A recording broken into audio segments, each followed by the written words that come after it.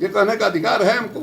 ये कहना जो है ये दंडनीय अपराध है। गेरुआ वस्त्र पहन करके समाज में घृणा और नफरत फैलाने वाले लोग हैं। और ये जो कमंडल वाले लोग जो विरोध कर रहे हैं आपका, मीटिंग होनी चाहिए उदय कह रहे हैं। इनके कमंडल के सामने मंडल कभी नहीं झुकेगा।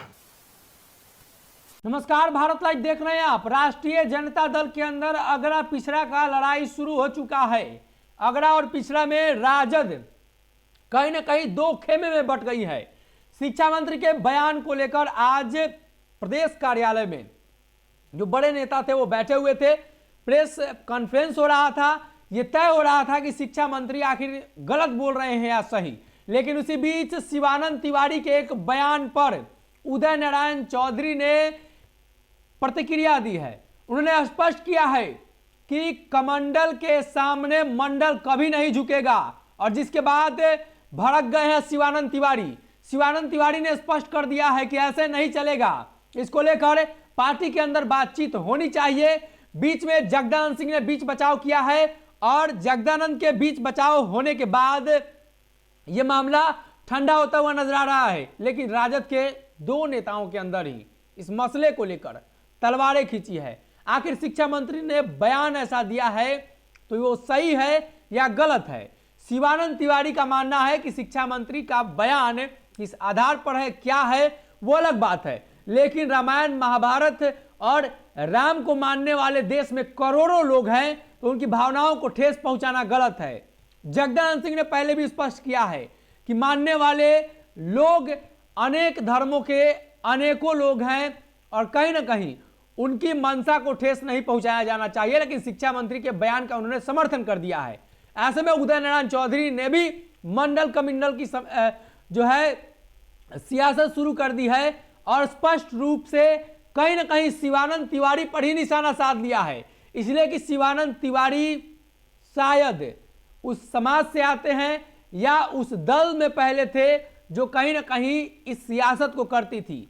और उदय नारायण चौधरी ने स्पष्ट कर दिया है कि मंडल कमंडल से राजनीति नहीं होगी और मंडल से कमंडल कभी पीछे नहीं है और ना ही मंडल पीछे है। यानी दोनों पर अब बहस छिड़ चुकी है और कहीं ना कहीं यही वो वजह है कि राष्ट्रीय जनता दल के अंदर एक बार फिर से विवाद गहराता जा रहा है। पूरे बयान को सुनवाते हैं। उसकी लाइन में कुछ अंतर है और उसकी ये जो कह रहे हैं कि साहब 10 करोड़ रुपया देंगे, उनके खिलाफ मुकदमा होना चाहिए। इस तरह से किसी को के खिलाफ जो है हिंसा फैलाने का अधिकार किसने दिया भाई? इस देश में कानून का शासन है कि नहीं? हम किसी को कहेंगे कि उनका गर्दन उतार लीजिए? ये कहने का अधिकार है हमको। ये कहना जो है ये दंडनीय अपराध है। इसलिए वो साधु जो है, नकली साधु, ये गेरुआ वस्त्र पहन करके समाज में घृणा और नफरत फैलाने वाले लोग हैं, धर्म के नाम पर जो है अधर्म फैलाने वाले लोग हैं, उनके खिलाफ कार्रवाई होनी चाहिए। आप वीडियो दिखाओ ना। आप भाई आप वीडियो दिखाओ ना। जो मैं बिहार क्या है, क्या जाति, क्या धर्म बताइए। बिहार की पहली सरकार बंगाल और बिहार के बंटवारे की पहले नहीं, हमारे वित्त मंत्री थे। ये वित्त मंत्री, विधान परिषद के सदस्य। और उस समय जब फाइनेंस कमीशन भारत सरकार का राज्यों में कैसी संविधान के अनुसार बंटवारा होगा, तो एज वित्त मंत्री भाग लेने जा रहे थे तो बिहार विधान परिषद ने इनको क्या तो मैंडेट दिया कि सवाल को आज राबड़ी दीदी जी उठाए, लालू जी ने उठाया, नीतीश जी उठाया है स्पेशल स्टेटस। वह उस समय क्या था, कोयला ही हमारी रॉयल्टी का आधार था। 1 टन पर 4 आना बिहार ने मांगा, 1 टन पर 4 आना। और क्या कहा, यदि हमारा भी रिसोर्स देश का है तो ये देश की कमाई में भी हमारा हिस्सेदारी है। शब्दों को जरा समझो। इस व्यक्ति का वही योगदान।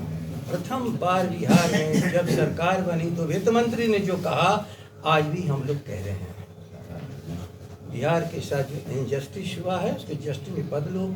हम मांग रहे हैं क्या चीज जो हमारे पुरखों ने, जो भारत के खजाने में जो हमारी धन और संपदा, प्राकृतिक की संपदा के रूप में कंट्रीब्यूशन हुआ और सारा देश इससे धन्यवान हुआ। क्योंकि कोयला फ्यूल का सबसे बड़ा आधार है। फॉसिल्स तो हमारा है सबसे बड़ा आधार, और इससे इंडस्ट्री चलती गई। यहाँ तक कहा गया कि यदि हमारे कोयले का प्रयोग कर रहे हो तो हमारे पिटहेड पर सारा इंडस्ट्रीज को खड़ा करो। इंडस्ट्री बाहर खड़ी हुई, कोयला हमारा प्रयोग हुआ। झारखंड और बिहार की गरीबी के कारण मैंडेट लेके गए। जिस तरह विधान परिसभा में हम लोगों ने कई बार रेजुलेशंस किया कि please accept our demand of the special status, contribute for the state of Bihar like Bihar, उस दिन की मांग थी। आज इस महापुरुष को हम कभी बोलते नहीं, किसी को नहीं बोलते, जाति के आधार पर, धर्म के आधार पर किसी को नहीं बोलते। जो बिहार के लिए कंट्रीब्यूट किया हम लोग उसको याद करते हैं। देश के लिए जो कंट्रीब्यूट किया हम लोगों ने अपने मंडलवादी हमारे स्वर्गीय शरद यादव जी को भी आज हम लोगों ने श्रद्धांजलि दी।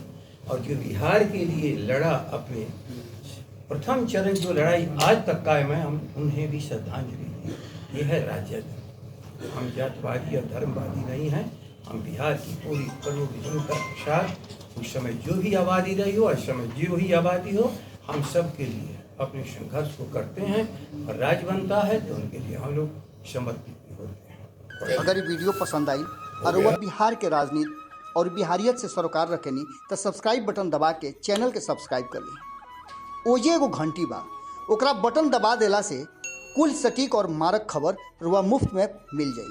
अगर रुआ पत्रकारिता के हमनी के नया प्रयोग में सहयोग कर चाहतानी तो ज्वाइन बटन दबा दी। पेटीएम नंबर नोट कर ली 9386816700। धन्यवाद।